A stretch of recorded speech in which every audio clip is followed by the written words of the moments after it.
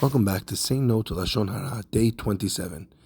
This episode has been sponsored anonymously, and the entire series is being done as a zechut for refuah shlema for Chana bat Simafega.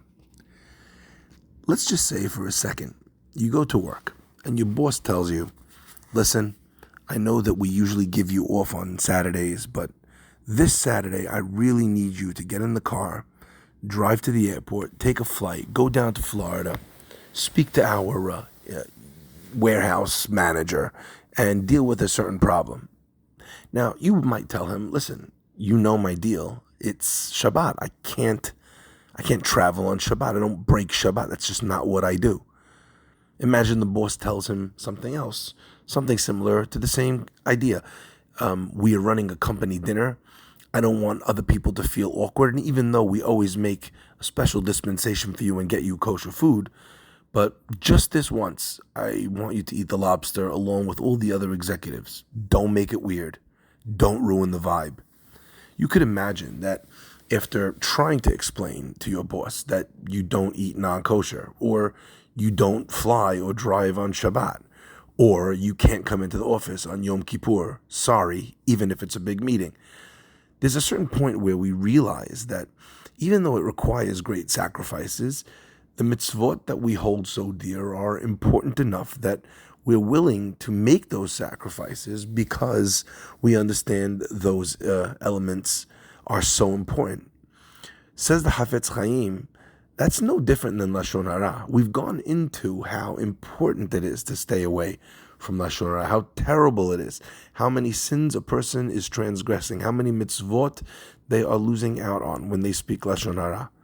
So when the time comes and a person finds himself in a situation where they have to make a sacrifice for Lashon Hara, we need to know in our heart of hearts that Lashon Hara is not worth speaking for any cost or for any reason.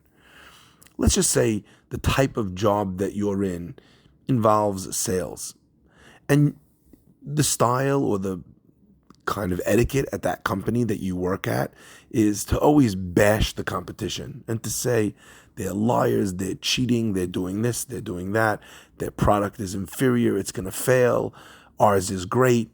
A lot of times a person thinks that that's what sales is, selling what I have in a way where what everyone else has is not as good. And that's really Lashon Hara. You're allowed to say, I have a product that is great because it has this. Other products don't have those things. You're saying the truth. You're communicating the values that your product has. And you're not slamming the other person unnecessarily. You're not exaggerating. You're not criticizing. As an example, their car has 2 doors. My car has 4. Saying that a car has 2 doors is not Lashon Hara.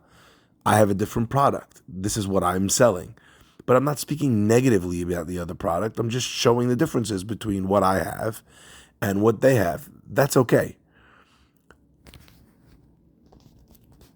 But imagine that the culture or the boss in the company thrives on, requires, demands that we engage in the character assassination of our competition, of the other law firm, of the other finance firm, of the other real estate agent that's on the other side of this. If that's how we do things and you're not going to do it, the boss might feel, or the company or the culture of the company might dictate that this is not the place for you to work.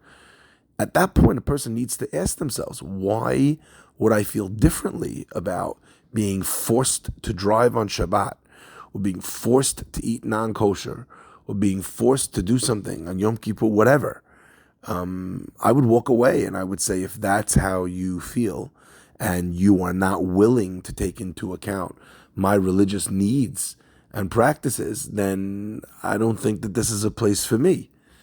If a person works in a job where Lashon Hara is part and parcel of what they do, where it becomes very difficult for you to do your job unless you're willing to engage in that, at that point a person needs to think about sacrificing or losing that job. But it's not really only about a job, is it? A lot of times people will say that if I don't speak Lashon Hara and everyone is kind of trading gossip at the table. I become that, or seem like I'm that dull person that doesn't have anything juicy or spicy to share or to communicate. And I'm worried. I'm sacrificing for Lashon Hara. I'm sacrificing my group of friends.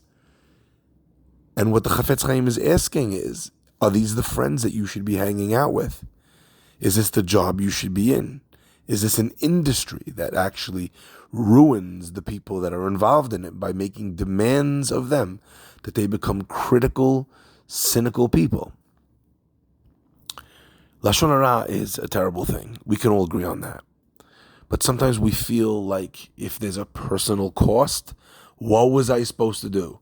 Not say Lashon Hara? What was I supposed to do? The boss asked me to dig up dirt on the competition so he could serve it cold at the business meeting. What was I supposed to do? What were you supposed to do? You were supposed to stand up for what you believed in, like you would for so many other things. And part of what the Chafetz Chaim is doing in his introduction and building up in our eyes how important Lashon Hara, the transgression of Lashon Hara is to be able to give us the power in difficult moments to make the sacrifices needed to speak in the correct way.